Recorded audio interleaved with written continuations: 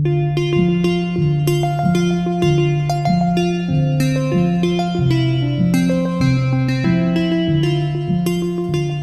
evening. I'm Stuart Culver, Dean of the College of Humanities. And I want to begin by asking you to acknowledge that this land, which is named for the Ute tribe, is the traditional and ancestral homeland of the Shoshone, Paiute, Goshute, and Ute tribes. The University of Utah recognizes and respects the enduring relationship that exists between many indigenous peoples and their traditional homelands. We respect the sovereign relationship between tribes, states, and the federal government, and we affirm the University of Utah's commitment to a partnership with Native nations and urban Indian communities through research, education, and community outreach activities. We are grateful for the territory on which we gather today.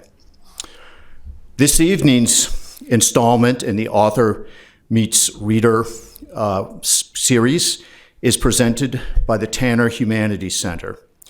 The Obert C. and Grace A. Tanner Humanities Center was founded in 1988 as the Utah Humanities Center in the College of Humanities. In 1995, it was endowed through a generous gift from the Family Foundation of Obert C. Tanner, entrepreneur, philanthropist, and professor emeritus of philosophy, and was renamed for Obert and his wife, Grace. The Tanner Humanities Center is dedicated to the advancement of humanities exploration and engagement through public outreach, academic research, and educational enrichment.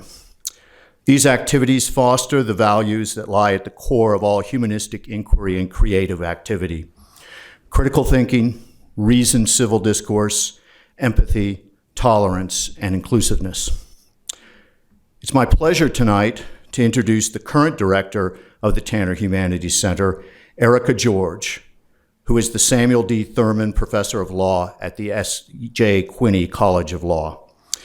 Professor George earned her BA and MA degrees from the University of Chicago and a JD from Harvard. She has devoted her career as a scholar, teacher, and activist to the areas of international human rights and environmental law, having taken leadership roles in organizations such as Earth Justice, Human Rights Watch, and the American Bar Association's Center for Human Rights, among many others. Oxford University Press has just recently published her book, Incorporating Rights: Strategies to Advance Corporate Accountability. And I should note, too, that in her years as director of the COVID beset years as director of the Humanities Center, Erica has pioneered the format that we're going to be using tonight as the author meets the reader. Erica?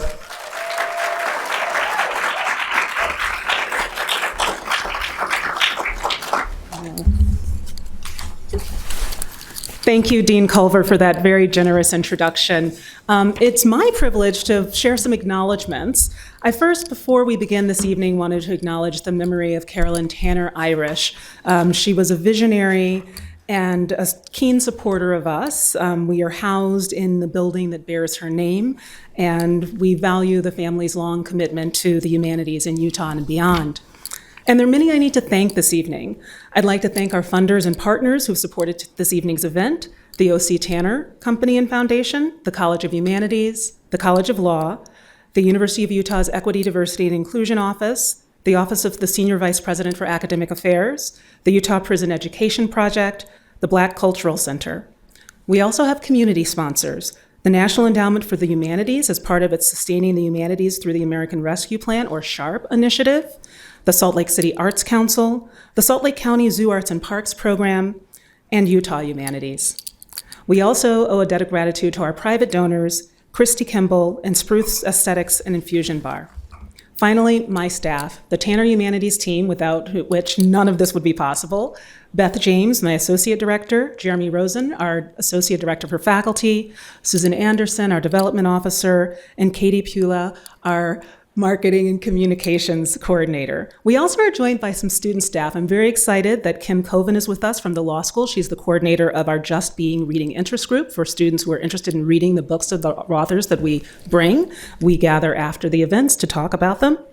And Hannah Taub, our Environmental Humanities Fellow, and our 2 undergraduate interns, Marika O'Sullivan and Amina Mukhtar. Thank you for all you do. And now, I will introduce our guest. Reginald Dwayne Betts is a poet and a lawyer. What's important for you to know about this poet and lawyer is that he's committed to protecting human rights and the humanity of people who've been incarcerated. His work is informed by his own experience. With incarceration and solitary confinement after being tried as an adult for carjacking at the age of 16 as a child. As a practicing lawyer, he now fights for clemency and for parole of individuals facing lengthy sentences, and he's a member of the local and national task forces dedicated to ending cash bail, limiting sentence lengths, and prohibiting the practice of sending juveniles to adult prisons. Until quite recently, this country had death penalty for juveniles. It's been said that his poetry reflects both his legal training and particularly its deep engagement with scholarship on notions of guilt and punishment and justice, and his command of craft. So this evening in conversation, I'm giving an abbreviated bio because we'll talk through it as we work through his work and his writing. What's also important to know about Betts, he's genius. We are among genius tonight. He was awarded a MacArthur Genius Fellowship last year. He's been a Guggenheim Fellow. He's been an NEA Fellow. He's also been a Penn Fellow. But aside from those accolades, he has expressed that at a fundamental level, what feels more significant than all of it is in the book awards that he's won and what he's published is the work that he did to help 3 men get out of prison, 3 men he served time with, and his continued work to get others out. He's also the founder and director of Freedom Reads, which we'll talk about tonight. Freedom Talks bring contemporary writers and artists together with incarcerated audiences through its Literacy Ambassadors program, its in-prison theater tours, and its podcasts, The Prison Takes. Readers, it is my pleasure to introduce you to Mr. Betts. Please join me in welcoming him after a long trip here to Utah. Thank you for being with us. We are very grateful.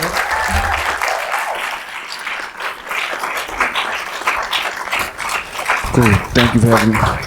Okay. Great. So we're speaking to you both as a lawyer and a poet. And one of the first things I read, law professor, was your law review note. In 2016, in the Yale Law Journal Forum, you published a piece called "Only Once I Thought About Suicide." And You starting with the hard question. okay. Well, I don't know that it gets easier because my question is going to be. I was just joking. Okay, all right. So the thing that fascinated me about this, one, you cite Oscar Wilde, and he wrote a book, I did not know, De Profundis, a book about the time that he spent in solitary confinement.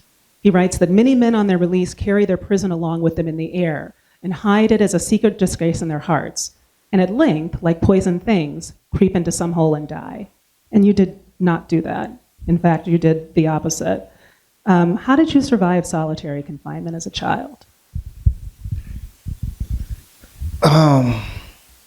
Yeah, I mean, it's interesting because first of all, like, young people just adapt. I mean, first of all, like, young people adapt that, but I think we all adapt in some ways. And so I didn't understand, like, we think about solitary confinement now, and we think about it in the context of study, of research, of what we understand it could do to human beings. But when you're in it, the urgency is to survive. And actually, solitary confinement isn't like, so when we talk about it in the way you just framed it as, it was as if that was the only problem. But there were other problems. It was solitary confinement, and then it was the fact that I was 125 pounds in a prison. And in the 1990s, was giving like everybody 20 and 30 and 40 and 50 years, particularly in prison. I was in a place that was like the epitome of the lack of hope. And it's so funny. I was in Angola yesterday, and somebody asked, one of the wardens was like, "Well, it's better now because people have hope. They changed the law and people have a chance of making it out and getting parole." And he said, "What does hope mean?" He said, "Hope means there's less people getting murdered in here." And I think, I think my response is twofold. Is I was never just dealing with one thing. It was dealing with the whole. It was dealing with that I was 125 pounds in a prison with people, during life in prison and with hope snatched away. And it was recognizing that I was in a country that paved the way for at least the latter thing to happen in terms of me being in a system that was devoid of hope, right? And so I mean, I don't know, one way you survive solitary confinement is that you don't recognize you're surviving it because you're surviving all of these other things at the same time. And another way is that sometimes, you know, you make do. You read books in the hole, you exercise, you write, you know, it's just a part of the course of doing things, actually. You don't even think about it as survival as much as, you know, one day after the next. You mentioned books. You've shared a story before about a book that you came into contact with or that you encountered in solitary confinement. Yeah, you know Drizzt. Have you ever read R.A. Salvatore? Has anybody read R.A. Salvatore?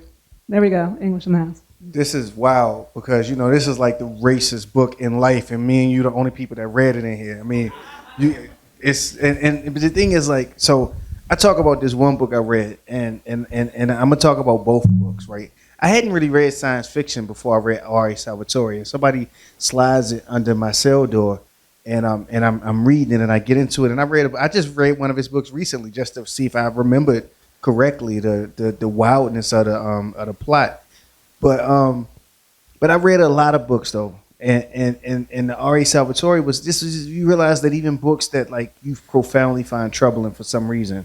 I'm like, yo, why is it so troubling? I mean, is he going to tell us what it's about?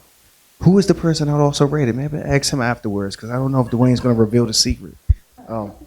But even in the book like that, it forces you to ask these questions about what does it mean to be a moral person in the world. And I thought that's what was fantastic about the book, whatever criticisms I still may have about it. It's a race of drows, and drows are black elves. And they live underground and worship the evil goddess Lilith. It's a whole race that's bent on destruction and death. You see the racism in it, you know. He goes above ground and everybody thinks that he's evil because of his dark skin. Yo. I can't believe this got published. I read like 7 of them. But anyway, but reading books like that taught me something, though, that like you could learn something from even things that you are troubled with. And I use my time in a hole to find ways to argue with books, because oftentimes books were my companions. And so that was one function of books, is learning how to be somebody and what that actually meant.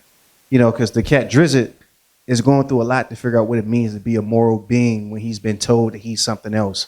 And then he walks into a world that looks at him one way, and he has to constantly make these decisions about, how will I not respond in this particular way to the world? And so in some ways, even that book, as absurd as the book is, gave me a lot to think about. But the one that you asked me about specifically was Black Poets by Dudley Randall. And I don't know who gave me the Black Poets. And the thing is, like, they slid it under my cell door, and it was a cat that was doing time just like me. And I don't know what he thought about the poetry, but he slides it under my cell door, and I read a bunch of poems for the first time. And one of the poems I read for the first time is it's called For Freckle-Faced Gerald by Etheridge Knight. And Etheridge Knight was writing all of these poems about prison. And for Freckle-Faced Gerald, it says 16 years hadn't done a good job on his voice. And I was 16, and, you know, 16 years hadn't done a good job on my voice. It's hard for people to recognize it these days because I got a Barry White kind of tone. And so funny because, like, it's only 4 people in the audience that knows who Barry White is. They all laugh, though, you know. But the rest of y'all is like, I'm going to have to look up Barry White to see how this guy sounds. But Look up Barry White. But I had you know, but it was, he said 16 years hadn't done a good job on his voice. And then he said, with his precise speech and innocent grin, he could not quite win the trust and the fists of the young black cats around him. And the poem is about a kid named Gerald, and it's for freckle-faced Gerald, and he ultimately gets raped in prison. And I was 16, and that poem taught me a bunch of things. It taught me that, you know, it's people who had it worse than me. I mean, as smart as I was, I didn't have a precise speech or innocent grin. And people loved me, you know, and so it's like, even in prison, people love me. And I read the poem, and it made me realize that had decided to be a writer, but one of the conditions, and I named myself Shahid, and one of the conditions, and Shahid means a witness, and one of the conditions of being a witness is to survive, right? And that means that one of the conditions of being a writer is to survive. And when I read this poem about this kid, I realized there's so many things that made me unlike him. Like I could talk trash with the best of them, you know. I could hoop. I was guilty as hell, and I understood it. And people around me was willing to go to bat for me at all times. And I knew that I had things that this kid didn't, and it made me want to be a poet because it made me want to be the one that survived to tell the story. And then also that hit me to the idea that poetry is history, because I thought that this generation, 1990s, the super predators, I thought that we were the sort of first generation of juveniles to go to prison with adults. But the fact that he wrote that poem in the 70s made me realize that no, this is actually something that's been happening for a long time. And in fact, you know, not the first, but juveniles, I was studying this case, 1894, this kid is on, he ends up getting executed, but, you know, he was facing a death penalty, and he was, you know, like 14. And so this is a long tradition in this country of treating people as young as 14 like adults, and it intersects with all of the other challenges in this country. And it's wild, in that one, he got his case thrown out by the Supreme Court, and they tried him again. He got it thrown out again. 2 different reasons that it was thrown out, and then they tried him again, and then Double it didn't jeopardy get much? What? and then that one didn't get thrown out. But I mean, there's a long way to answer. My bad. No, that was great. That was great. As was mentioned, I'm an international human rights lawyer, and one of the outlying things that is offensive in the international community is how we treat juveniles in custody and the juvenile death penalty. So let's turn to your poetry. Would you read Gazelle for us? Hustle. Name a song that tells a man what to expect after prison. Explains Occam's razor, you're still a suspect after prison. Titus Kafar painted my portrait, then dipped it in black tar.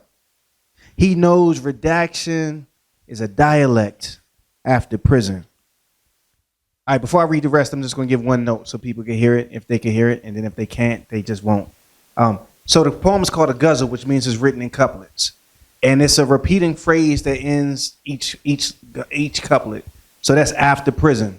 The first couplet that ends both lines, and each subsequent couplet that's when you know the couplet is ended. The word before that rhymes. So expect, suspect, dialect, reflect. And so you'll hear that too. None of that matters, but if you know that it's coming, it might give you something else to enjoy in a poem. Because I do find that, like, the reason why people don't like poetry as much as they might is because it feels like a locked box. And so this is just one way to unlock the box as I read this poem. From inside a cell, the night sky isn't the measure. That's why it's prison's vastness your eyes reflect after prison. My lover don't believe in my sadness. She says whiskey and not time left me wrecked after prison. Ruth, paper maker, take these tattered gray sweats, make paper of our bid, a past we won't reject after prison. The state murdered Khalif with a single high bond, always innocent. Did he fear time's effect after prison? Dear warden, let me go. My time been served. Promise that some of this I won't recollect after prison. His mother has died, his father, a brother, and now him There is no God, no reason to genuflect after prison. Jeremy and Forster rejected the template, said for it to be funky, the font must redact after prison. He came home saying righteous, coochie, and jive turkey. All them lost years, his slang's architect after prison. The printer silk screens a world on the black paper. With ink, Eric reveals what we neglect after prison. My homeboys say he's done with prison. His wife and baby girl gave him love to protect after prison. Them fools say you can become anything when it's over. Told him straight up, ain't nothing to resurrect after prison. You have come so far, beloved. And for what? Another song? No. Sing. Shahid, you loved, not shipwrecked after prison.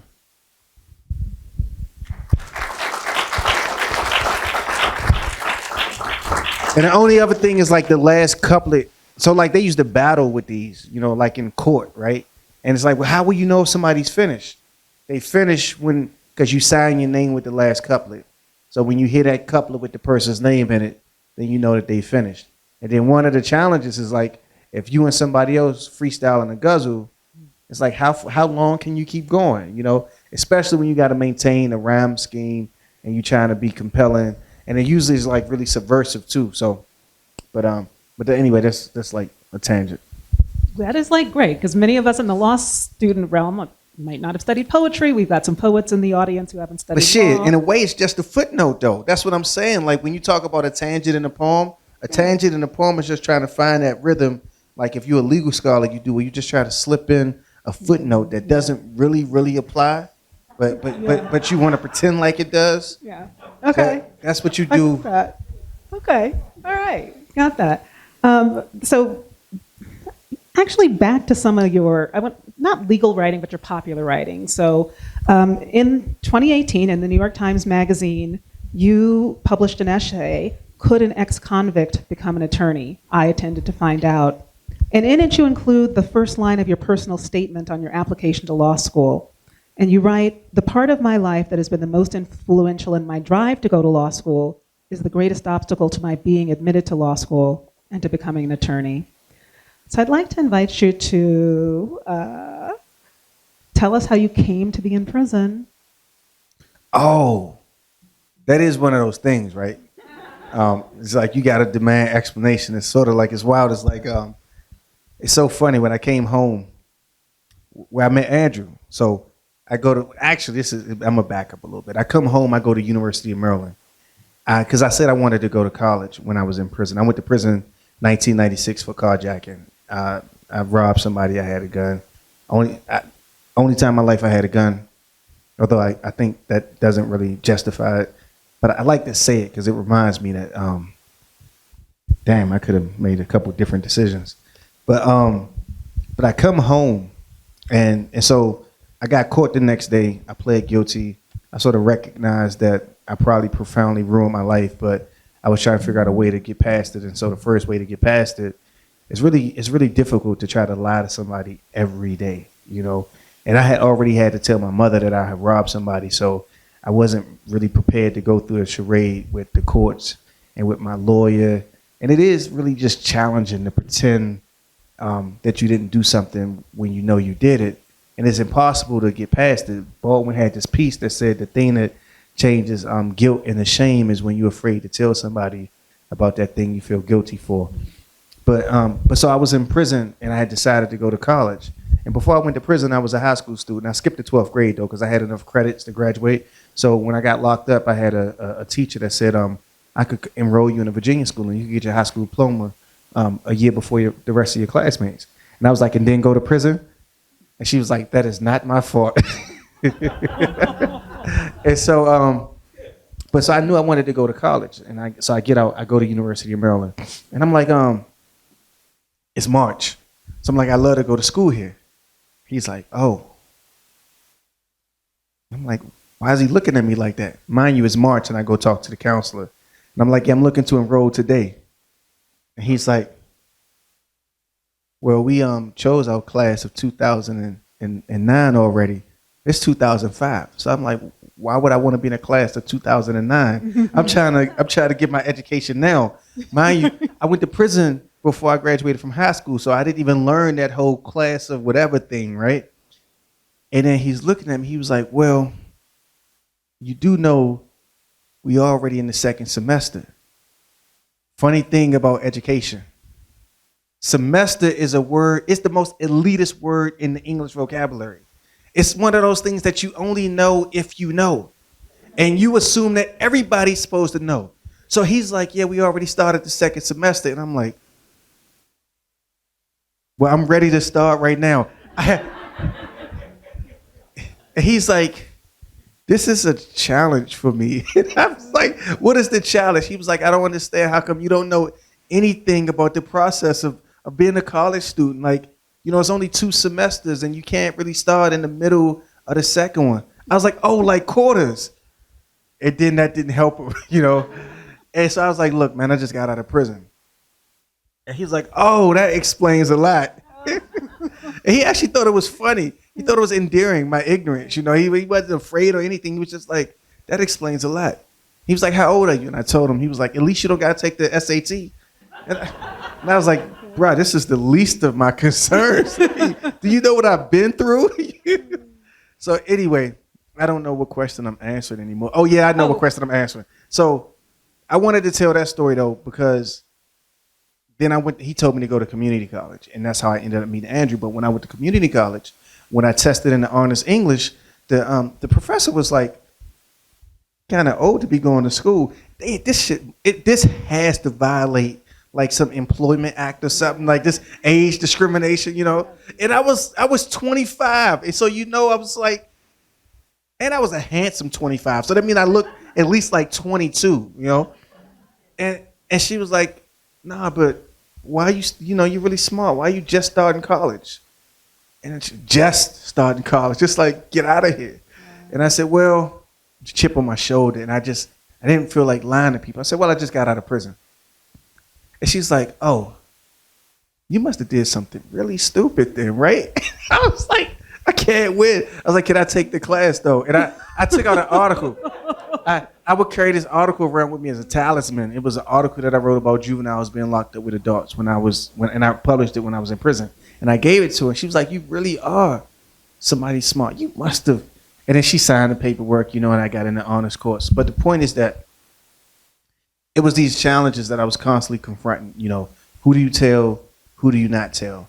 And also when it comes time to apply for jobs, the reality is all of the jobs that I was applying for, like they didn't have to tell me no, in fact. They could just not call me back. And so that's what happened for years. People would just not call me back. And sometimes I would get a job. And one time I got a job and it was like, oh, turns out our board doesn't like your felonies. And so they took the job away from me before I started working. Another time I got a job, and it was with this progressive liberal education outfit in Boston. They give me the job, and it was like, we got to do the background check. And I was like, I know, but, you know, I gave you my book. I went ahead and gave you that Google thing. It says everything about me, you know. And it was like, I know that we know that you have a criminal record. We know that you have 3 felonies. We believe that makes you an asset to our community of people we're going to be working with. And I was like, all right, cool. 2 weeks later, it was like, oh, we can't hire you. You know, it's a problem. The background check hasn't come back yet, and we just need a person to start working immediately. And I was like, well, I gave you my book. I mean, I told you exactly what the background check is going to say, you know. And they was like, I know, but it's just our thing. And so I was like, so I can't get the job that you gave me because your company is not efficient in telling you the information that you can find on Google. And so that's when I ended up going to law school. And when I was working on going to law school, I knew that it was a question that I was going to have to answer. A couple of law schools just straight up asked me, you know, how are you going to deal with this? One guy, I wrote this whole personal statement, and the personal statement was decent or whatever. And he called me, and he was like, so who are you? And I was like, well, the very thing that, you know, the reason why I want to go to law school. He was like, don't read your personal statement to me. I was like, And he was like, I don't want to know what's on your personal statement. I don't want to know what's on your resume. I want to know like who you are. And we started talking, you know, and it was interesting because between me and him, it ended up being what I wish the character fitness process would have been. Yeah. He was just like, I just want to get a sense of who you are because, you know, you got a couple red flags in here, at least 3. And it worked. And he left. I got admitted to that law school the next day. I didn't end up going there. But the point is, I always knew that the character fitness thing was going to come up. Yeah. But still, you can't prepare for it. Or you can prepare for it, but you can't prepare for the emotional,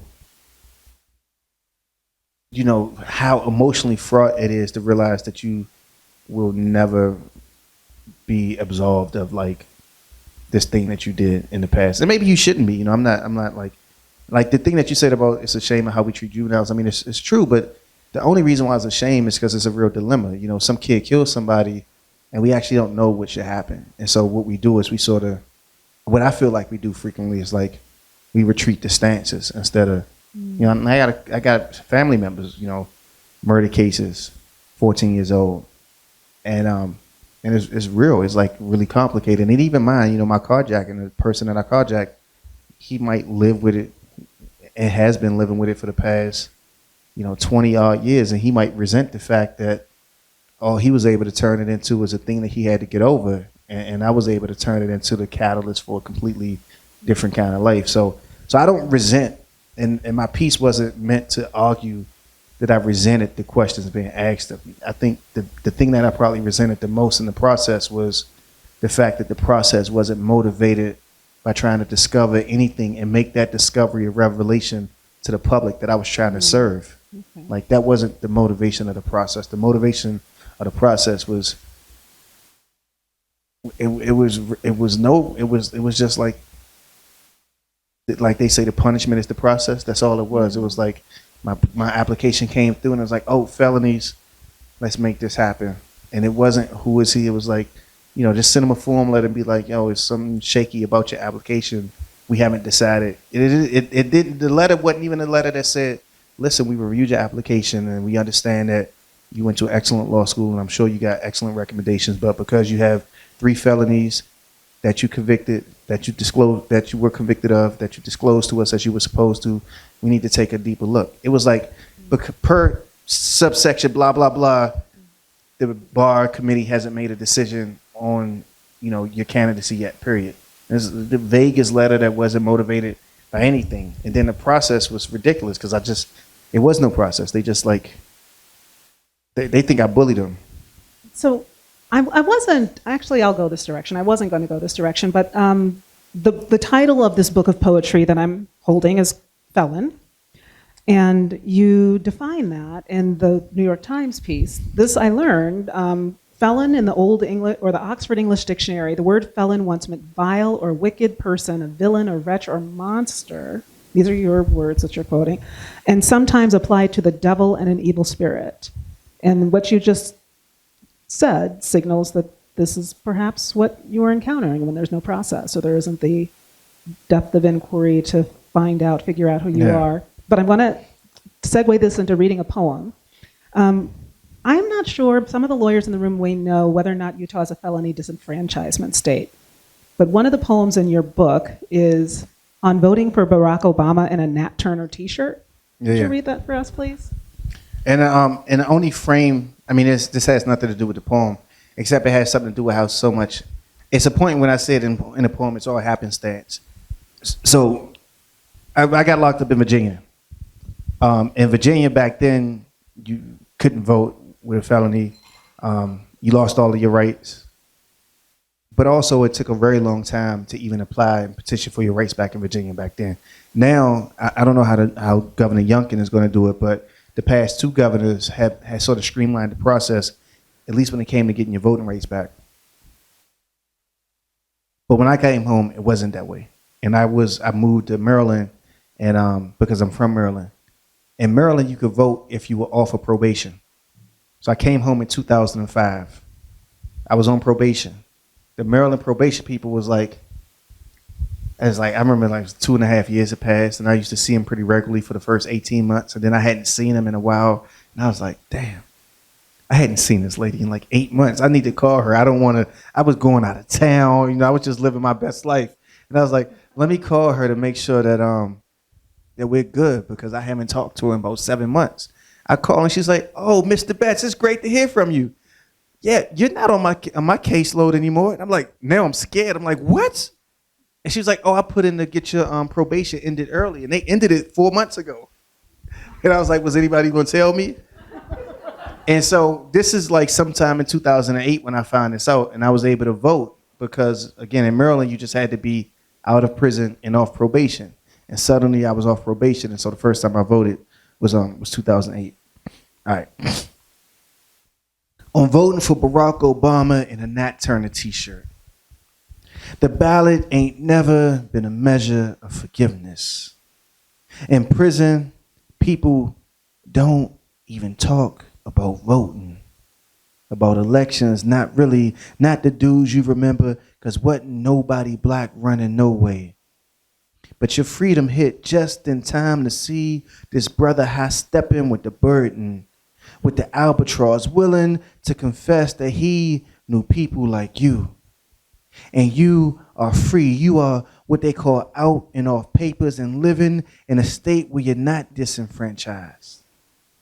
In prison, you listen to the ballot or the bullet and imagine that neither was for you. Having failed with the pistol and expecting the ballot to be denied.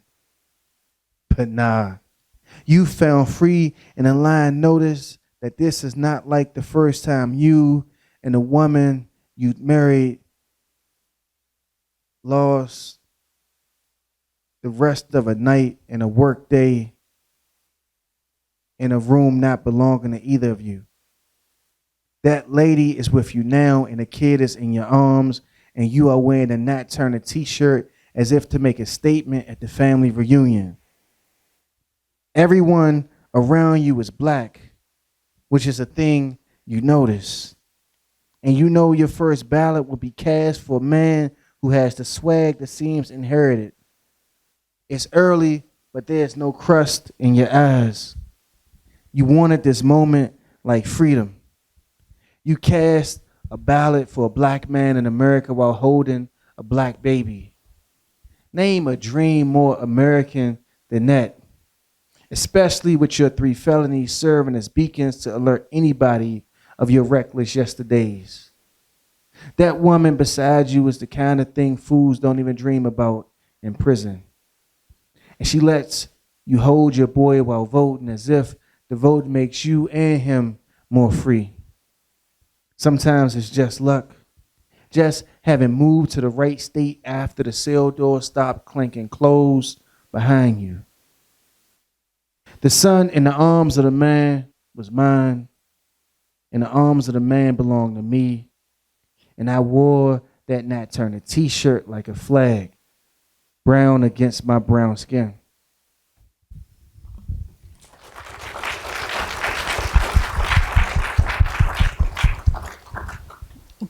Thank you. Thank you for that. I don't really have a good segue for this next poem that I'd like you to read or question, but you have a poem, Alabama. Would you share that and explain to the audience what redaction erasure is? So I was in law school, and one of these things that happened is somebody hit me to this case. It was a class action lawsuit. They were suing the state of Alabama because they were locking people up for traffic tickets because they were giving them and they were keeping them locked up if they couldn't pay small fees and fines. And it was compelling, and it was some of the most compelling sort of legal complaint that I had read. And I thought, complaint, that's a kind of poem. And I also thought that the case was compelling, but nobody I knew would really want to read it. They don't know what words like jurisdiction refer to. They don't want to care about the statutes. It's more Latin in some of these cases than in any Harry Potter novel. And so I asked myself, what would I do? Like, could I turn it into a poem? And so I started redacting things that I thought was superfluous, was not like necessary for general meaning. And so it looks like this. Oh, no.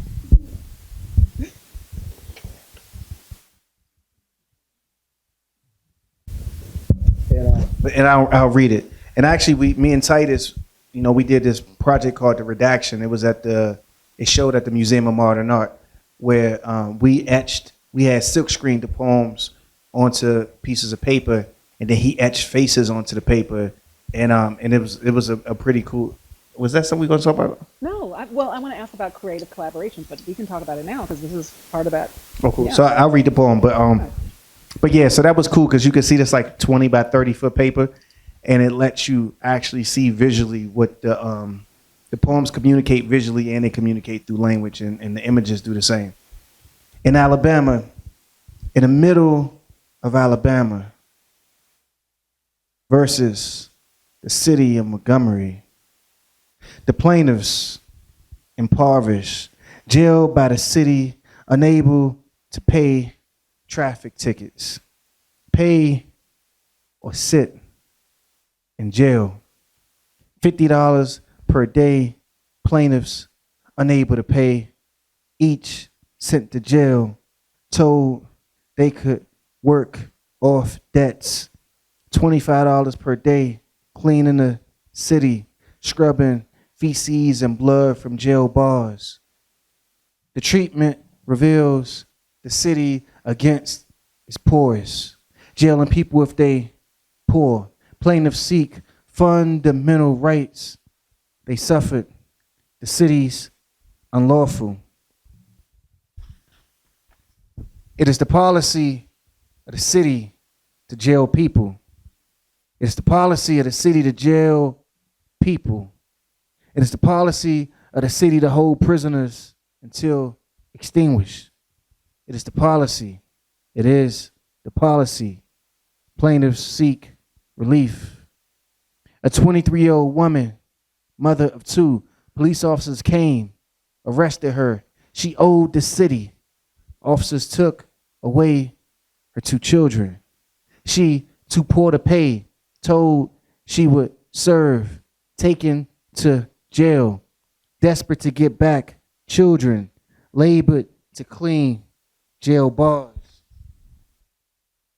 A 58-year-old disabled resident arrested, took into custody, kept for 3 days, informed he would be released if someone paid, asked for mercy.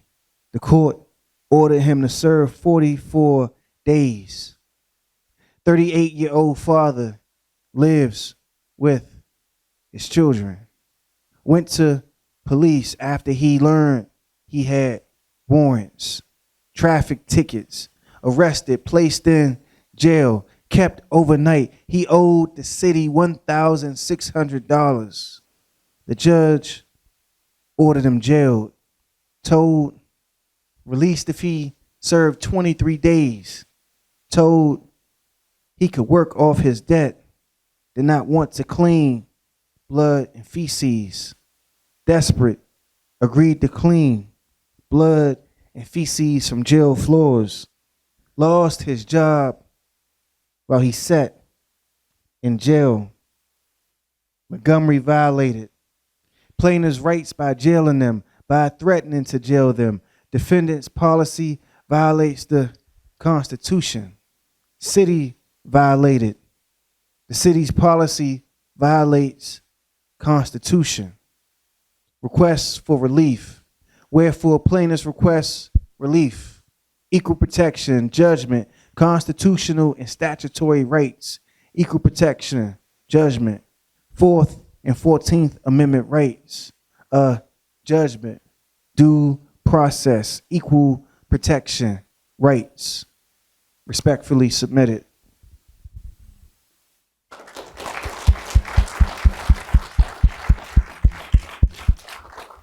Okay. So let's turn to your creative collaborations. You've got a lot going on beyond your writing. You'd mentioned that you were collaborating with the artist Titus Kaphar, and you also have founded the Freedom Library. Yes. I'm particularly interested in books and freedom. We find ourselves in a time when certain books are being banned, certain theories and ways of thought. You've spoken to us about the uncomfortable book that was slid under your door, right? So you now have a mission that's bringing books to prison. Tell us about Freedom Libraries. Yeah, so I started this organization called Freedom Reads. You can see the logo here. The logo comes from an Anselm Kiefer sculpture called Book with Wings. I also got this other Anselm Kiefer piece. I got it tattooed on my arm right here. But I also got this other Anselm Kiefer piece that I'm not going to talk about tattooed on my back. I mean, I could talk about it. But what's interesting... Catch the title on the courtroom. I've read about these bookshelves. Isn't there a tie? Yep. Okay. And we did not... I didn't know he was going to do that. We didn't plan this. We did not plan No. this because I've never done this before. Oh, good. Okay, so you're in for a treat. You guys are amongst the first group of people to see this. So this is the Freedom Library, and it is based on... I started this organization. I got a $5.25 million grant from the Andrew W. Mellon Foundation. And then I sort of worked with a lot of different people, talked to a lot of different architects to think about where these books would sit, because the idea is to build these micro libraries, these 500 volume collections, and put them in prisons, but not put them in the prison where you have like the separate library, but put them in actually in housing units. I thought about what does it mean to have books always close to you, and then how can you put that in some kind of beautiful structure. And working with Mass Design, the architectural firm out of Boston that built Brian Stevenson's Lynching Memorial in Alabama, but also like hospitals all across the country. They just do fantastic work. And so we decided on the notion that the arc of the moral universe is long, but it bends towards justice. We wanted to create a spot that would be a sort of center within a prison. So you got this curve like this, and it allows you to access the books on either side. And so, and even somebody like me who was slimmer in the past, me and somebody else my size, even bigger, could fit on one side and on the other side and browse the books. They are 44 inches high, based on the Prison Rape Elimination Act, but also because we were trying to create a module that was modular, but also that encouraged conversation. So the height makes sure that you can lean on it, you can play chess on it, but you can see the person that's on the other side that's looking at books too. And then it's modular, so depending. So I installed two of these. Me and my team, we installed some in two prisons in Louisiana yesterday. So the Louisiana State Prison, we installed a large unit, just a 5-volume unit with the two benches. And then in this prison called Elaine Hunt, we installed a 2-volume unit. And this, each one of these holds about 120 to 180 books, depending on what kind of books they are. So so that's what it is. We've installed libraries in Massachusetts and Louisiana. We've installed them across 5 prisons so far. We'll be installing them in Illinois soon, in Connecticut soon, and all over the country. And the great thing is, we installed them in the juvenile detention center in Connecticut, and the great thing is, you can't put one module in. They're handmade. They crafted out of walnut. The ones that we put in the prison in Louisiana were made out of walnut. I mean, it's beautiful. It's the kind of thing that you just want to touch. They have finger joints. You probably don't know what finger joints are. It's just like fancy design talk. Children recognize them immediately, but it's just the way that you join two pieces of wood, really. This has finger joints, so if you come up and look at it, they created finger joints to imitate what's in the actual design. But it's been great though, and we've gotten approval for the books. People talk about censorship a lot. I just talk about books. I try not to focus on the kind of. I try not to focus on the conversations that's meant to destroy us as a community and as a people. And I think that we got a lot of that going on right now from every corner of the country, that we create language to demonize our opponents, and we create policies and laws that demonize our opponents. I think I take this really seriously because I work with the people in the Department of Corrections who are not on people's list of good people in terms of progressive advocates for criminal justice reform. And what they forget is that people who work in the Department of Corrections work for the amount of money that most of the folks I'm talking about would never work for. They have high rates of alcoholism. They have high rates of suicide. They have high rates of domestic violence. And they also forget that the people who work in prison for a long time were closer to family than me than anybody else. They are the people who like radically and fundamentally understood a lot of my experiences. And so, you know, as an organization, I find myself constantly partnering with the DOC, but I also find myself defending the DOC in some sense because, you know, we live on stories and we've decided what stories we don't want to hear and who we don't want to hear stories from. And so like yesterday I heard somebody, you know, a CO was like, man, you work here for 30 years. This is your family. You've seen them more than you've seen your family. You started working here at 18 and now you 50 and you got somebody here with you. And he was like, and by the time you do 20 years in prison, your family don't want you. By the time you do 30, your family don't know you. You know, and he was talking about this cat that did like 48 years and he's talking about how, you know, he came into the prison when you couldn't look at a free man. And it was like, what did you just say? He was like, no, I mean, you couldn't look at somebody who wasn't locked up. And I was like, oh, you know, that still is not good. He was like, I know it was a different time, but this cat came in years and years ago and he never got trained out of like the notion that it was disrespectful to look somebody in the eyes that wasn't incarcerated. And so he was talking about how he would go to the parole board and he would fail again and again because he could talk eloquently, but now you're in front of this body of authority and you got your head down and that makes the parole board think that you can't be trusted. And you mumbling because you're intimidated. And he was like, yeah, man, I sat down with him for like 3 hours, you know, working with him before he went to go to the parole board. And he made parole. And then he didn't want to leave because he had that dog. Almost shot that dog to get him out of prison. I was like, that's not funny, man. But anyway, so it's just these stories though that I'm kind of privy to hear that I wouldn't have heard before. But the stories remind me that, and they remind me that because I'm working with these books too, and I am. And there's some books that the guy was like, dang, he was like, oh, some of these got banned.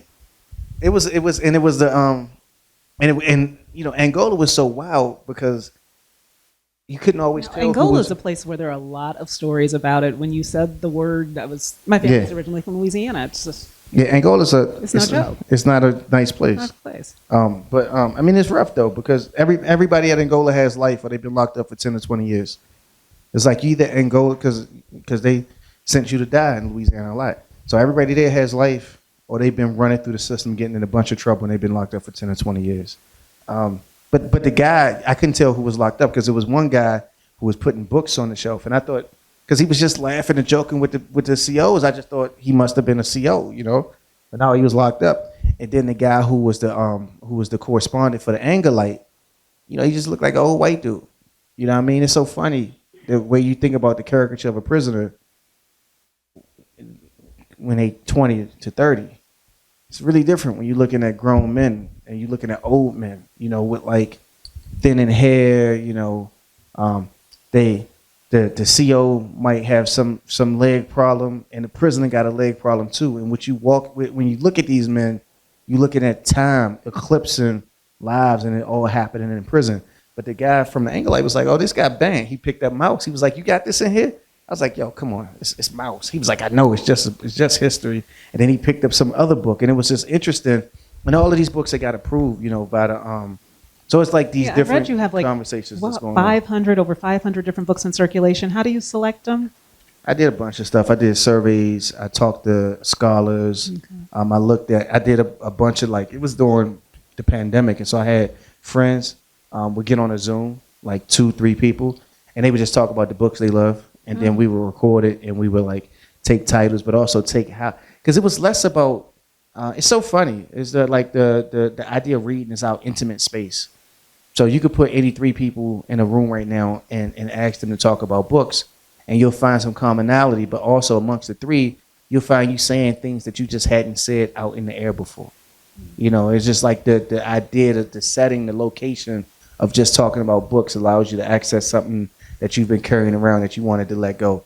And so we will both take the ideas of books from folks and some of the things that they've said too, that would then go into like this catalog that we're creating to tell people what the books are and why they should read them. And they're not blurbs. They're like somebody described Zimborska as it's like somebody who has like looked at all of the human woe and tragedy and turned it into music or something. It's like this wow. I just messed it up. I butchered it, actually. I should look it up so I can read you exactly what she said, because it's beautiful. And she said it off the cuff. Her kid was running around behind her. She's like, I'm sorry, I'm working. Mama, you said we're on vacation. You're not supposed to be working. Shh. And then she spits this thing out. And I'm like, wow, and word for word, it was lovely. Oh, that's so cool. Just an aside, and I know I got to wrap this up, so I have a last poem, but I used to work in a bookstore in D.C. I was at Kramer Books and Afterwards, shelving books, and they would let us, after hours, do little book blurbs for staff person so-and-so. Oh, that's cool. That was so much fun. I met my wife in the bookstore. See, books, people. Yeah. We want to open for questions to the audience, but before we do that, I'd like to invite you to read one last really powerful poem. When you were talking about the CO having so much in common with the men incarcerated in Angola, the House of Unending came to mind for me. So I'm gonna read this, and it's I'm gonna read this, and then I'll say something after I read it. But Thank you. So the poem is a crown of sonnets, and that means that the last line of one sonnet becomes the first line of the next one. So you'll hear me say of lockdown, hunger time, and a blackened flower, and then when I go to the next sonnet, that line becomes the first one. It's numbered 1 through 7, but I won't read the numbers. So you'll know when a new song, and actually I was trying to be fancy. So I did a whole bunch of different kinds of sonnets, like, Petrarchan, Shakespearean, a blues sonnet, just to be like, technically like, it's like if it was finger skating, I pulled off the dangerous thing that they don't let you do. Quadruple axle poem right here. Yeah. House of Unending. The sinner's bouquet. House of shredded and torn Dear John letters. Upended grave of names, moon, black kiss of a pistol's flat side. Time blue-born and threaded into a curse. Lazarus of hustlers. The picayune spinning in the beatdowns. Breath of a thief stilled by fluorescent lights. A system of 40 blocks, empty vials, a hand full of purple cranes bills, memories of crates suspended from stairs, tied in knots around street lamps, the house of unending push-ups, wheelbarrows and walking 20s, the daughters chasing their father's shadows, sons that upset the wind with their secrets.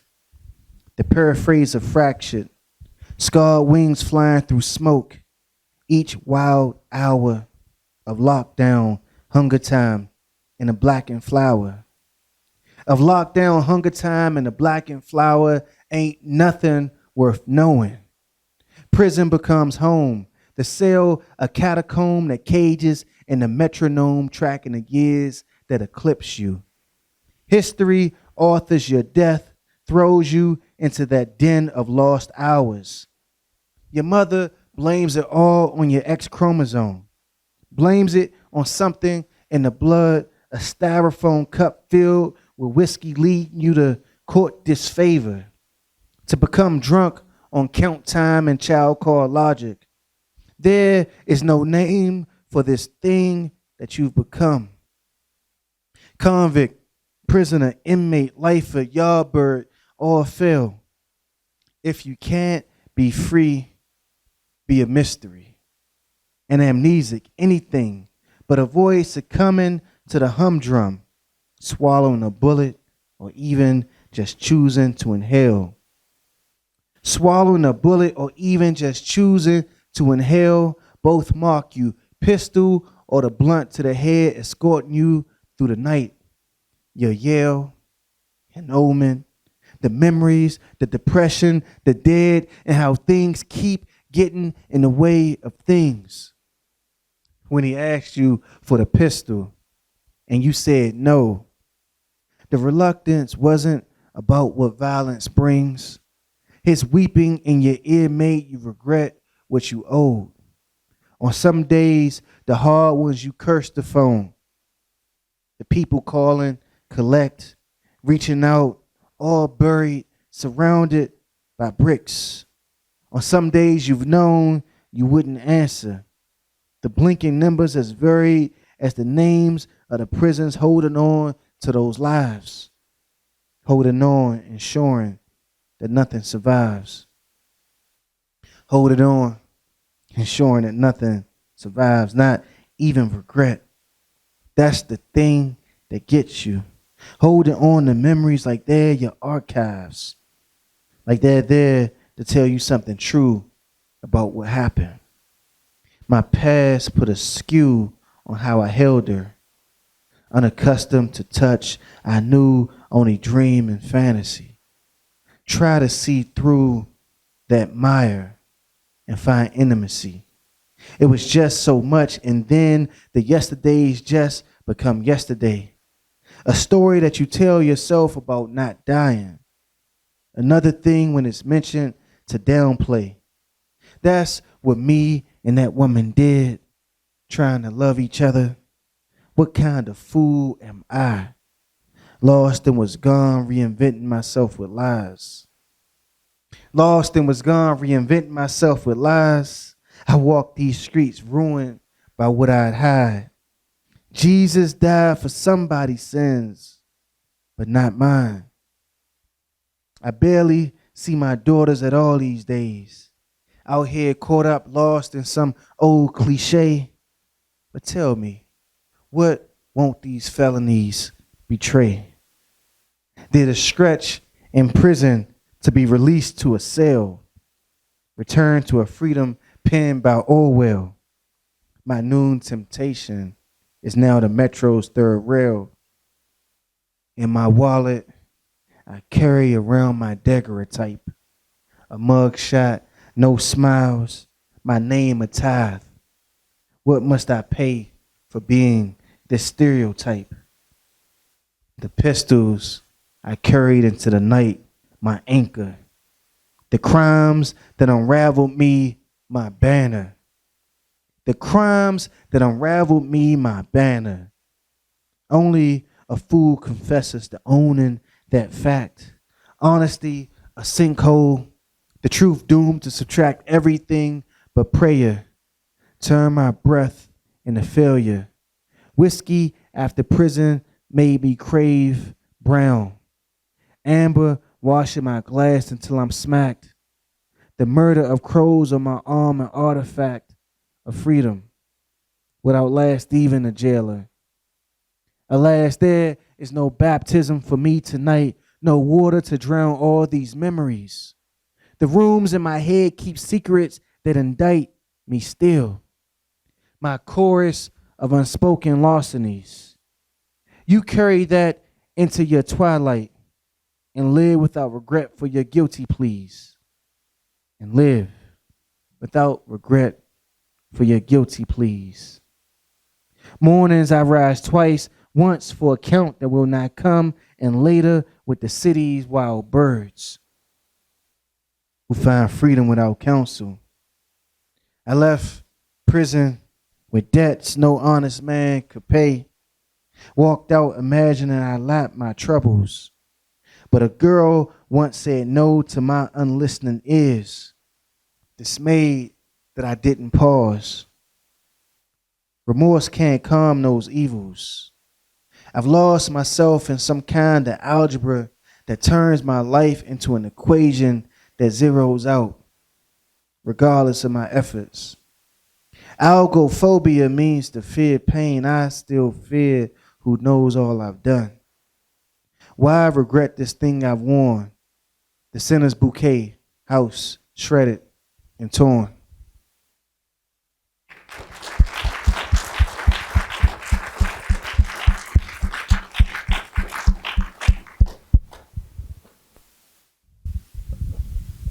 Now that was a piece you indicated needed explanation. There was more that you wanted to say. Yeah, I changed my mind. Okay. But I'll tell a story though, because I think it's interesting, it's important, right? Like, so poets, the reason why poets don't matter in contemporary America is because all poets is like, poetry's kind of like the Tinder app. It's like a modern Tinder app, right? Because you got these words and you say these words and you want to be loved. And in fact, you want more than to be loved. You want to be lovely. And y'all know Adam Smith, the theory of moral sentiments. 3 people know. And what I love about it is like the 4 people that know was like, damn right. And they said it like it was like, do you know like Prince, So like for the 5 of us, Adam Smith was like Prince for a moment. Because everybody else was like, nah, who is Adam Smith? Anyway, Adam Smith got this idea that like everybody wants to be loved, but to be loved is just how people treat you, right? And to be lovely is to be deserving of that love that you get. And he got this notion that that's like the highest ideal that we could chase. And I think many of us believe this, but particularly when you're a poet in a contemporary America where you write in the first person, it becomes so easy for every story you tell to be one that allows people to assume that the person you're speaking about is you, and then allow them to assume that they should cherish you more because of what they just learned. And I've always felt like the poet is like the sin eater though, right? Like the poet is supposed to be the one that's willing to consume everything that society offers and figure out how to spin it out and spin it out in a way in which the poet's primary concern is not how the readers will think about them as anything, right? But as a result, I've often taken on, like I remember when Bastards of the Reagan Era came out, one of the reviewers said, Reginald Dwayne Betts in his brave new collection admits to selling crack to pregnant women. Now, as a lawyer, and as somebody that doesn't even know what crack looks like, I have never sold crack to anybody, especially a pregnant woman, right? But the reviewer in a glowing review needed to, and now he or she didn't read every book and like track the eyes and try to see if it was even possible for that one eye to be me. No, she just let me know who she wanted me to be. Was the dude that sold crack to some pregnant woman. But what if that's the very thing that I don't want to be? Then I don't put that in the poem because I'm afraid of how you're going to look at me when a poem is about this dude that's grappling with what it meant to have done this thing to his community and to feel guilty about it. Now I write this poem. The book comes out before my Kamala Harris piece comes out, right? It's another poem in there called If Absence Was the Source of Silence. A friend of mine in law school named Alexandra Brodsky was like, can you contribute a poem to this feminist utopia? And I thought, well, the feminist utopia must be one in which women don't worry about getting sexually assaulted. So I'm going to write a poem like a direct address to my children, to my sons. And that's the poem that's in there too. But now I write this last poem. I don't even send it to get published. I'm just like, this is dope. So I sent it to the editor of Poetry Magazine. And I read it to him and sent them the audio clip. I ain't even trying to get it published because I'm a lawyer. I'm like, you ain't got to publish my poems no more. You know what I mean? I'm good. But he listens to it and is like, yo, this is great. We want to publish it. So when I get the proofs back, one of the women was like, I don't know if you noticed this, Dwayne, but you sexually assaulted somebody in the last. And I was like, I didn't? What? No, I didn't. And she was like, I might have misread it. I was like, oh, you didn't misread the poem, but I didn't do that. And I'm just wondering how come you feel the need to think that I did that. And it's another poem in there that says, my noon temptation is now the Metro's third rail. You didn't ask me if I was okay. You didn't ask me if I've been contemplating suicide. Now this is in the same poem. When I said that I don't see my daughters anymore, you didn't wonder why I would say something like that since I don't have any daughters, right? Like all of the stuff that's in the poem, you decided that I was a rapist, and that was one reason for you to not want to fuck with me anymore. And so that's what you wanted to ask me about. I got this fellowship. I didn't even want to do this thing. It was like Yale. Yale is stingy as I don't know what. They was like, we give you a chicken sandwich, and we want you to come talk to all of our students. It's like, what? No, right? But I do it because I say it's community service, you know? It's like, I'm gonna help these poor people out.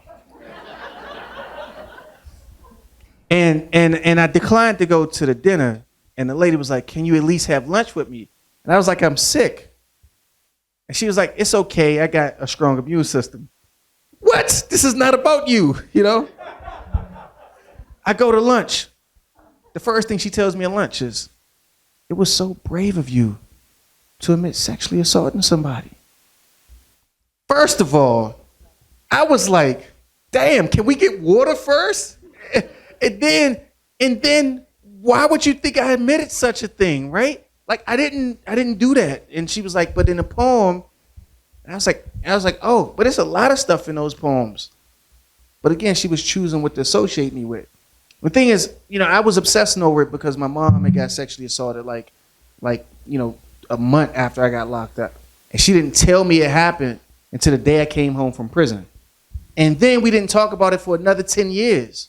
So even when I wrote that poem, like me and my mom hadn't talked about it when I wrote either one of those poems, right? But the backdrop to those poems was me figuring out how do you exist in the world as somebody who talks about criminal justice reform in a space that refuses to talk about violence in any serious way, right? How do I exist in the world when I'm trying to get people out of prison who have murders and I not think about it? And so then what happened, you know, and all of these people wanted me to prove to them that I didn't rape somebody. And I was like, well, how do you do that? And they was like, by not writing a poem like that. You disinvited from being around us. It's like, damn, I don't know if that's how it's supposed to work. Then, you know, what happened is my mom got invited on a podcast. Some podcast host was like, I love how you talk about your mom. Would you want to come on a podcast with your mom? It's like, my mom don't want to be on your podcast. My mom she is not a millennial, you know? So I asked my mom, I was like, Mom, these people want you to be on a podcast. She was like, all right. I was like, what? She was like, yeah, it's cool. She was like, do we prepare for this? I was like, nah, I don't really prepare for stuff like this. I kind of just show up. That was my first mistake. My first mistake was actually giving her the information. My second mistake was not having her prepared for it. The first question in the podcast was, how did you feel when you were going to trial for when Dwayne was on trial and he was facing life in prison? And my mom was like, well, it was really difficult because at the same time, you know, I was going to court for the man that sexually assaulted me. And I was like, wait, it's this. So, and I was like at a loss for words because we hadn't prepared to have this conversation, but me and her hadn't talked about this for 10 years. So it's not even that we hadn't prepared to have a conversation. It's like that we fundamentally had like avoided the conversation. And then we talked about it and it was real. And one of the things I recognized was how important it is to have voice. And the responsibility of the writer is in some ways to try to wrap their hands around what it means to witness. And so when I wrote that poem, I was thinking about all of those things. And then after my mom, we had this public conversation about it. When I was asked to write about Kamala Harris, I asked my mom, could I write about her? And then I, you know, did a bunch of conversations with her. And that piece about Kamala Harris, which I thought was pretty dope because it came out the Sunday before the election. But the title of the piece was Kamala, My Mother and Me. And I actually is one of the most impressive things in my life is like to be given an assignment to write about the vice presidential candidate and to make it about my mama. I mean, I really feel like that's one of the most impressive things I've ever done. But the point is that I come into a space like this and people engage with whatever part of my work that is being presented. I actually feel like the Kamala Harris piece, among other things, but like the spectrum of it suggests something about what I'm trying to do more generally and what I am trying to do with the poems. And sometimes people don't hear that in the poems because what they want to hear is some indictment that they believe that I'm making against somebody that they want to indict. But what my poems are trying to do, I like to believe that what they're trying to do is something more sophisticated and complicated and actually be better than I am. Because I don't know if I would be as tender. The dude is like, you know, you ain't seen your kids. I mean, I don't know if I would be as tender to the person in that poem as I am in life as I am in the poem. Like I probably would have very little respect for that person. But the poem allows me to be better than I am in life, you know, and the poem allows me to think about, you know, what that would look like. It maybe allows that person to be better than they are in life in the poem. And gives voice. Yeah. So we have time for just a couple of questions, and then I have this whole Slido sheet of questions that came in from our live stream. There are people watching on live stream. Oh shit! I would not have been cursing. Oh, well, okay. There are mics in the aisles if anyone cares to come down, stand up, or ask a question. We actually have a virtual question for the incoming Dean of the College of Humanities, Hollis Roberts. Enjoyed your Crown of Sonnets, The House of Unending, and she speaks about the imprisoning nature of the sonnet form that you liberate here. She loves the Shakespearean couplet, this is more of a comment, as the names of the prisons holding on to those lives, holding on, ensuring that nothing survives. Here's a question, and I know you learned Spanish in prison. Do you offer books in different languages? Yeah, so both. Sí, porque estaba en prisión. Yo quiero aprender español. And then that's the extent of my Spanish. It's not the extent of my Spanish. I'm better than that, but not much better than that. Porque yo tengo un vocabulario de un niño. Okay. But like, yeah, like, 15%, maybe, give or take a few, are in Spanish. And what's actually fascinating is when I got on a journey of thinking about books in other languages, the best ones is in other languages. I think the most accessible are obviously poetry, because it's in translation, and you could get like the Arabic and the English, or you could get the Spanish and the English, or the Chinese and the English. But what's fascinating, I realized, and I got this book that I want to read, but I got to learn how to read French to read it.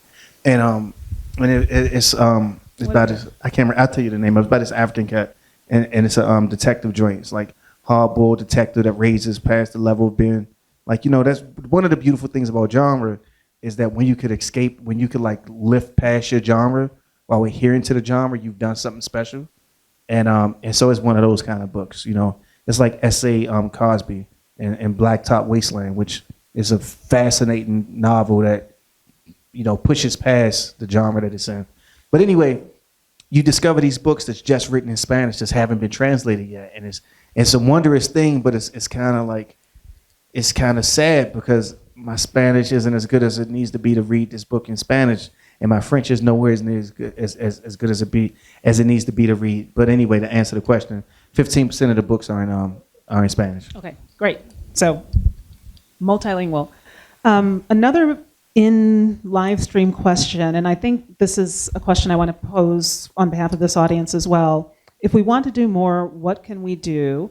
This person wonders where you are on the prison abolitionist spectrum. Are you more reformist or abolitionist, and who are you in dialogue with? Who should we be talking to? What should we be doing? That's an interesting question that I get a lot. I'll take the dialogue first. I mean, I think that we should all be in dialogue with our local organizations that's doing work around the issues. So, and you just got to find out what they are, because I think the local organizations have a better account for that spectrum than academics, right? But then the ones that I pay attention to, and also I think like the Federal Defender's Office and the Public Defender's Office, I think that they have a better account of some of this that gets ignored in a lot of ways. But I think Ruthie Gilmore, I pay attention to everything that Ruthie says, and I think Derek Purnell is an interesting young lawyer and and writer, and she's an abolitionist. So she got a book that came out recently. Danielle Sered has a book that's really interesting. She does restorative justice work, and she works with people in New York, every crime up to like murder and sexual assault. So she does robberies and other violent crimes, but she doesn't do murder and sexual assaults. But it's fascinating work as it thinks about, and she works with the prosecutors as like a diversionary program, but it's really challenging. And so I think that that's somebody to pay attention to. Well, I want to put more downward pressure on prison sentences, and so I want to have people right now, legislators, that state legislators, and the governor's race in Virginia, in some real ways turned on both the CRT conversation in schools, but also the parole board. And they were upset because they released this guy after 40 years who had killed the cop. The thing is, like, if you can't both believe in mercy and then say that somebody who is eligible for parole can do absolutely nothing to ever warrant parole. I'm not even like super religious, but I just feel like God would be like, I'm gonna send him Jesus back, but I'm gonna make him kill somebody at 16.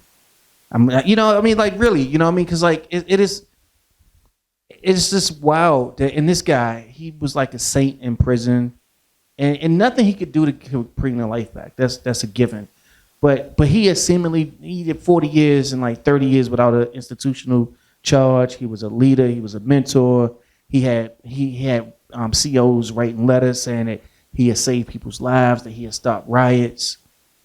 And his release became the catalyst to make the parole board the center of conversation in the gubernatorial race.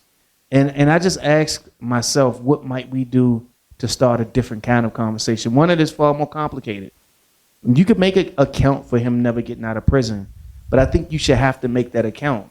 And you should have to articulate that, like, some crimes we don't care anymore. But then you have to say, but how do you respond if the law doesn't provide for that? If the law provides for parole?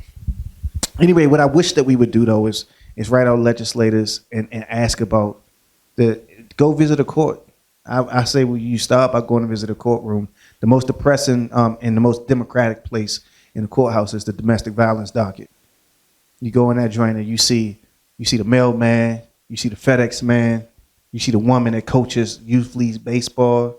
Like, you see everybody in there, and you see people arguing that their loved ones shouldn't be sent to jail while they got a black eye.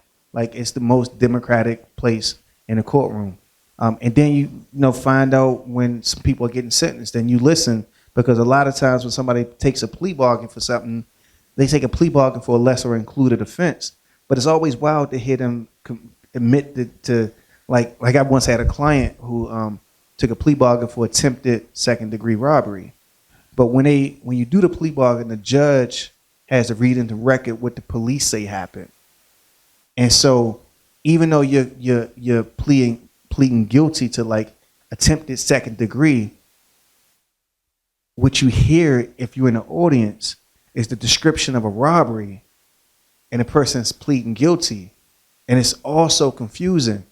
And if you watch it, you realize that one of the reasons why it's so confusing is because what motivates the system is not to make the world better tomorrow, and what motivates the system is not any like robust ideas of accountability.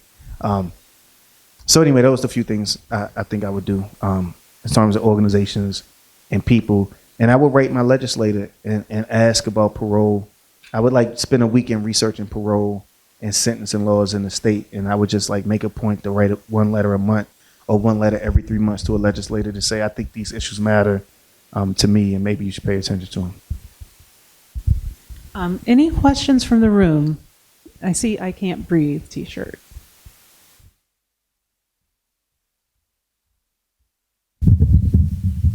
Hi, I'm also an attorney. And one of the things that goes on in Utah, and I'm pretty sure it goes on everywhere, is that our U.S. attorneys and our prosecutors in the state courts overcharge everyone. And they estimate, I'm sure it's not an estimate, but something like 97% of all people accused of a crime do accept a plea bargain, when if they went to trial, they may not be convicted. Do you have any ideas about how we can address that? I don't know. I have ideas. I don't know if my ideas are good ones, but I do have ideas. I would say two things though. I mean, there should be a way. I think I hire prosecutors in Connecticut. Strange, I know. But it's Connecticut is the only state in the country that appoints a civilian commission to hire prosecutors. And so I've had a chance to spend a fair amount of time with prosecutors. I know that prosecutors overcharge. Prosecutors will probably argue that more often than not, they charge the crime that they believe that they could prove. And so that just is one point of dispute between your account and what a prosecutor might respond to that account. But I mean, I would say the fundamental, it's another thing that happens in Connecticut that's interesting that I don't know if it happens in other places, and it could be regulated more in Connecticut, and it could be thought about how it could be more productive. But they have pretrial conferences, and a lot of pretrial conferences, and so at least you get this opportunity to have a discussion with the judge and the prosecutor about a case. So when I worked in the public defender's office in New Haven just just for a year. But when I was able to get a good outcomes for my client, it was partially because the process didn't seem in any way as adversarial as generally advertised as it can be when you got somebody overcharging. And so anyway, that's the two things I would say. Is that the other thing though that the pretrial process did was created some norms around what people will be charged. Because if you were a public defender or you a defense attorney, it wouldn't be just you in the room for pretrial. So I think it established some norms in terms of what is a legitimate charge for these set of facts. Because then you think that you build some subset of institutional knowledge happens in those pretrials, right, amongst both the judges and the prosecutors and the defense attorneys. But the other piece I would just say is I think that we need to think about how to answer some of these questions outside of the criminal justice system, outside of the motivation to say that, like, I didn't do it or that thing didn't happen. Like, how do you get a resolution when you go to the table and say, like, I carjacked somebody. I didn't go to trial either. How do I get a resolution that doesn't end up in prison? I think it starts with having a system that has some room for a person to say, I did it, and how do we deal with this outside of the constraints of the legal system? Can I just Okay, ask you a quick so I follow-up? don't know that we have time for follow-ups because I would like to get in some other voices. But thank you so much for the question and thank you for the response. Sir? Yeah, interesting question. You mentioned Drizzy. When you mentioned Yeah. Two black dudes talk about Drizzy Drizzy. in Utah. Right? This is American. yeah. So when you talked about Drizzy, which is very interesting because I know the character well.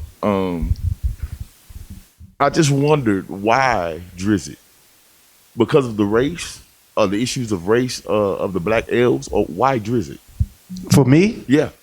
I think, it's interesting because so it's a couple of different ways to think about it. But one way is to say, why is he a compelling character to me? And I think that he is a character that has just like real moral conflict. Mm-hmm. And as he moves through these stories, you see him reckoning with the world. Like as the world reckons with him, he has to reckon with the world. And outside of my sort of problems with the drove species and how it was framed, I actually think that the most interesting art has that reckoning happening on multiple sides, right? And if it's really, really good, then as a reader, you begin to reckon with something that you didn't expect to reckon with before you open up the book. So I think that's why I Drizzy, and I think that's why I went back to him too. I almost want to talk to this dude, right? Because it's like, because I wonder if even my riff with the framing of the book is predicated on race in America. Mm-hmm. I wonder if there's a world in which I don't view it that way.